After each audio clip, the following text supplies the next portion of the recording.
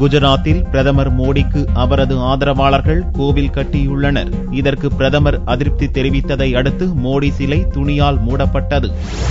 லோக்சபா தேர்தலில் பாரதிய ஜனதாவை அறுதி பெரும்பான்மையுடன் வெற்றி பெறச் செய்த பிரதமர் நரேந்திர மோடிக்கு குஜராத் மாநிலம் ராஜ்கோட் மாவட்டத்தில் உள்ள கொத்தாடியா குக்கிராமத்தில் கோவில் கட்டப்பட்டது. கடந்த திங்களன்று முறைப்படி திறக்கப்பட்ட இக்கோவிலுக்கு பெருவாரியாக திரண்டு வந்த மக்கள் மோடி சிலைக்கு பூஜை அர்ச்சனைகள் செய்து வழிபட துவங்கினர். இது பற்றிய செய்திகள் பிரதமர் மோடிக்கு தெரிய வந்ததும் கடும் அதிர்ச்சி அடைந்தார். ட்விட்டர் மூலம் தனது கடும் அதிருப்தியை தெரிவித்த பிரதமர் மோடி இது இந்தியாவின் மிகப்பெரிய பாரம்பரியத்துக்கு எதிரானது என்று கண்டனம் தெரிவித்தார். தூய்மை இந்தியாவை உருவாக்க பணத்தையும் நேரத்தையும் அர்ப்பணிக்கும்படி பாரதிய ஜனதா கட்சியினருக்கு மோடி அறிவுரையை வழங்கினார். பிரதமர் மோடியின் கடும் அதிருப்தியை தொடர்ந்து கோவிலில் பூஜைகள் நிறுத்தப்பட்டன.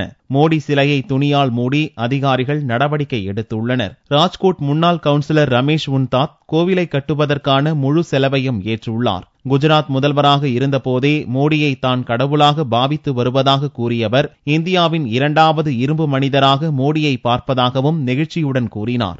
मोदी साहब का विशाल स्वरूप है, जिन्हें हम तो यहाँ कहते हैं वो दूसरा सरदार का अवतार हो चुका है. மோடி கோவிலை கட்டுவதற்கு 7 லட்சம் ரூபாயும் மோடி சிலையை வடிவமைக்க 2 லட்சம் ரூபாயும் செலவானதாக அவர் தெரிவித்தார். பிப்ரவரி 15ஆம் தேதியன்று குஜராத் விவசாயத்துறை அமைச்சர் மோகன்பாய் கல்யாண்ஜி குந்தரியா மோடி கோவிலை திறந்து வைக்க இருந்த நிலையில் பிரதமரின் கோபத்தால் கோவிலை இழுத்து பூட்டும் நிலை ஏற்பட்டுள்ளது.